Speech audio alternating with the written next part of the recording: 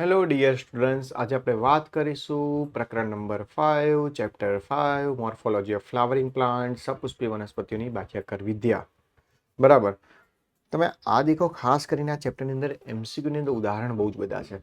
જ્યાં સુધી તમે ઉદાહરણના ચાર્ટ નહીં બનાવો, યાદ નહીં રાખો, ત્યાં સુધી તમારા એમસીક્યુ સોલ્વ નહીં થાય. અને આકૃતિ આધારિત એમસીક્યુ કરવાના જ છે. અને ઘણા બધા એક્ઝામ્પલ છે, એટલે દરરોજ તમારે રિવાઇઝ કરવા જ પડશે આ બધા એમસીક્યુના. બરાબર. આ છે બોટની. તમને થોડું અણગમું ચેપ્ટર હશે, પણ કરવું પડશે. આપણો એક જ દરવાજો છે નીટનો, બોટની જે તમે છોડી દેશો તો તમારા માટે નીટની માટે સીટ જતી રહેશે. બરાબર. એટલે આપણે દેખીએ પ્રકરણ નંબર 5 ના એમસીક્યુ. બહુવિકલ્પી પ્રશ્નો અહીંયા આપેલા છે. મૂળના આયામ છેદમાં આવેલા નીચે પ્રદેશોની પુનઃગોઠવણી કરો અને સાચો વિધાન પસંદ કરો. બરાબર. મૂળ રોમ, પહેલા આપણે તો મૂળના આયામ પ્રદેશની આકૃતિ દોરી દઈએ તો તમને ખબર પડે. આ શું છે? તો કે તમને ખબર છે, અહીંયા મૂળ ટોપ છે. ધાતુની અંગૂઠી જેવી રચના રક્ષણ આપે છે મૂળ ટોપને. બરાબર. આને કહેવાય મૂળ ટોપ. એટલે પહેલા આવશે મૂળ ટોપ, એટલે પહેલા આવશે સી. પછી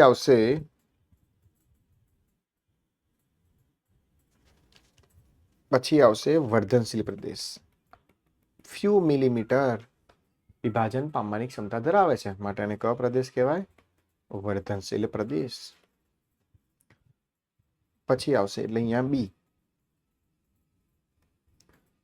પછી આવશે વિસ્તરણ પ્રદેશ.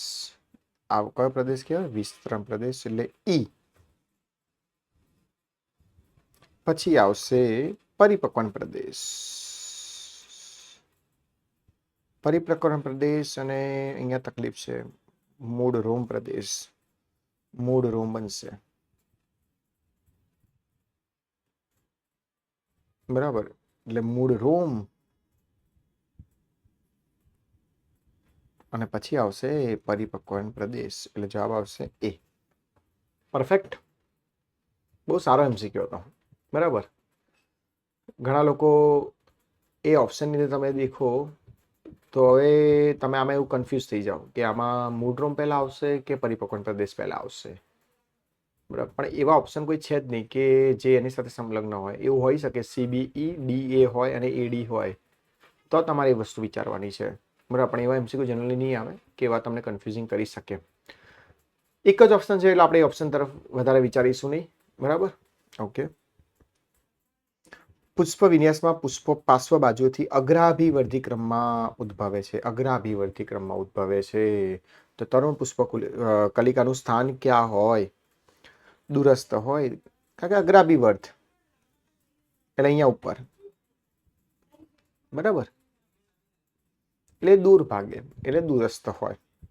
ચણા અને વટાણા જેવી વનસ્પતિઓના પરિપક્વ બીજ ભ્રૂણપોષ ધરાવતા નથી. કારણ કે કેમ ભ્રૂણપોષ ધરાવતા નથી? કારણ કે બીજ વિકાસ દરમિયાન જ ભ્રૂણપોષ શું થાય છે? વપરાઈ જાય છે. એટલા માટે. તો તે ભ્રૂણપોષ હોત જ ને, વપરાય ના હોત તો ભ્રૂણપોષ ના હોત. ના હોત, વપરાઈ ગયું એટલે. પણ વપરાતું ના હોત તો ભ્રૂણપોષ હાજર હોત. વપરાઈ ગયું છે એટલે ભ્રૂણપોષ છે જ નહીં ને. બરાબર. ઓકે. બધી જ એકદળી વનસ્પતિ ભ્રૂણપોષ ધરાવે છે. અપવાદરૂપ છે. કઈ વનસ્પતિ ભ્રૂણપોષ ધરાવતી નથી? બરાબર. એ તમારે મને કોમેન્ટ બોક્સમાં જણાવવાનું છે. વનસ્પતિ મૂળનું નિર્માણ ભ્રૂણમૂળ સિવાયના અન્ય ભાગથી થાય તો તેને શું કહે છે? અન્ય ભાગથી મૂળનું નિર્માણ થાય તો એને કયા પ્રકારનું મૂળ કહી શકીએ? અસ્થાનિક મૂળ. ભ્રૂણમૂળ સિવાયના ભાગથી થાય એને કહેવાય અસ્થાનિક મૂળ કહી શકીએ. અસ્થાનિક મૂળ. બરાબર. એ અસ્થાનિક મૂળનું તમે આપણે પિલર ટ્રી, બનિયાન ટ્રી કહી શકીએ.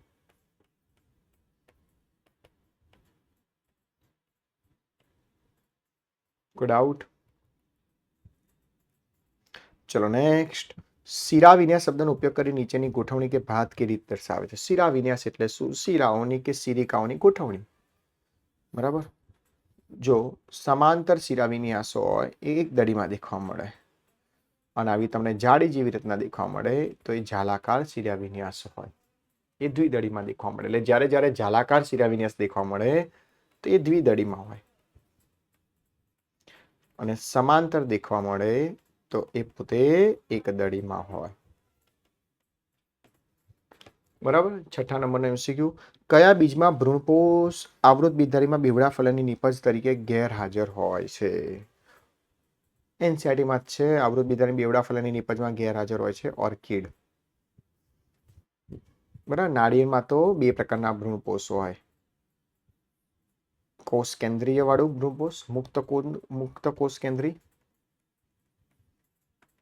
એટલે નાળિયેરનું પાણી, અને બીજું હોય કોષ કેન્દ્રી એટલે નાળિયેરનું કર્નલ, સફેદ ઘર માવો. બરાબર. મુક્ત કોષ કેન્દ્રી એટલે કોષ કેન્દ્રી વાળું હોય, કોષ દિવાલ વાળું. બરાબર. એટલે વચ્ચે તમે આવી દિવાલ દેખાવા મળે. દિવાલ શેની બનેલી હોય? સેલ્યુલોઝ. ના, મુક્ત કોષ કેન્દ્રી છે, જેમાં કોષ કેન્દ્ર મુક્ત છે. આ નાળિયેરનું પાણી છે, અને આ નાળિયેરનું કર્નલ છે, સફેદ ઘર છે, માવો છે, જેની વચ્ચે શું આવેલી છે? દિવાલ આવેલી છે. રોજિંદા ઉપયોગમાં લેવાતા મોટાભાગના કઠોળ કયા કુળના હોય છે? કયા કુળના હશે? સૌથી ઈઝી છે. કયા કુળના હોઈ શકે? ફેબેસી કુળના હોઈ શકે. આ તમારા એનસીઆરટીમાં નથી. આ કુળ ફેબેસી કુળ કઠોળ વર્ગની વનસ્પતિ સોલેનેસી છે. બરાબર. પહેલાની એનસીઆરટીમાં લિલિએસી હતું, અને ઘઉં અને મકાઈની ફેમિલી તો તમને ખબર જ છે, પોએસી છે. તમારે મને સોલેનેસી કુળના ઉદાહરણ મારી કોમેન્ટ બોક્સની અંદર જણાવવાના છે યુટ્યુબ ચેનલ પર. વિકસિત બીજમાં જરાયુ કોની નજીકનું જોડાણ ધરાવે છે? વિકસિત બીજમાં જરાયુ કોની સાથે જોડાણ સ્થાન ધરાવે? અંડકતલ સાથે. જરાયુ અંડકતલ સાથે હોય. અંડક તલ. બરાબર. વાદળી રંગક નીચેનામાંથી કઈ વનસ્પતિને નિષ્કર્ષિત કરી શકાય? તમને ખબર છે વાદળી રંગક ઇન્ડિગોફેરા. યાદ રાખજો, ઇન્ડિગોફેરા વાદળી રંગક છે. તમારે મને કહેવાનું છે તમાકુ, મરચા આ કઈ કુળની વનસ્પતિ છે? એના સિવાય એક વનસ્પતિ કહું ખાસ કરીને, અશ્વગંધા. આ કયા કુળની વનસ્પતિ છે? આ તમારે મને જણાવવાનું છે. બરાબર. 10મા નંબરનો MCQ, યોગ્ય જોડકા જોડો અને યોગ્ય વિકલ્પ પસંદ કરો. સમિતાયા સ્તર, અફલિત ફળ, અંડક અને ભ્રૂણપોષ. અફલિત ફળ ફલન વગર એટલે બીમાં આવશે 1. એક જ ઓપ્શન છે. તો પણ આપણે દેખીશું. સમિતાયા સ્તર એટલે પોષણ, એલ્યુરોન લેયર, જે એક દળી બીજમાં ભ્રૂણપોષ અને વરુથિકાને અલગ પાડે છે. અંડકમાંથી બીજનો વિકાસ થાય અને ભ્રૂણપોષ બને છે. બેવડા ફલનના પરિણામે ભ્રૂણપોષ બને છે. 2 વખત ફલન થાય. આવૃત બીજ ધર્યું ને એમાં 2 વખત ફલન થાય. એક વખત ફલન અહીંયા થાય, જેના પરિણામે તમને યુગ્મનજની પ્રાપ્તિ થાય, અને એક વખત ફલન અહીંયા થાય એટલે અહીંયા બને ભ્રૂણપોષ. શું બનશે? ભ્રૂણપોષ. આવા જ નવા વિડીયો સાથે આપણે મારી ચેનલ પર મળતા રહીશું. મારી ચેનલને લાઈક કરો, શેર કરો, સબસ્ક્રાઈબ કરો. ત્યાં સુધી આ સ્ક્રીનશોટ લઈ લો તમે. બરાબર. એક પહેલામાં A, બીજામાં B, ત્રીજામાં D, ચોથામાં C, પાંચમામાં C, છઠ્ઠામાં B, સાતમામાં B, આઠમામાં D, નવમામાં B અને 10મામાં B. Thank you students for your support.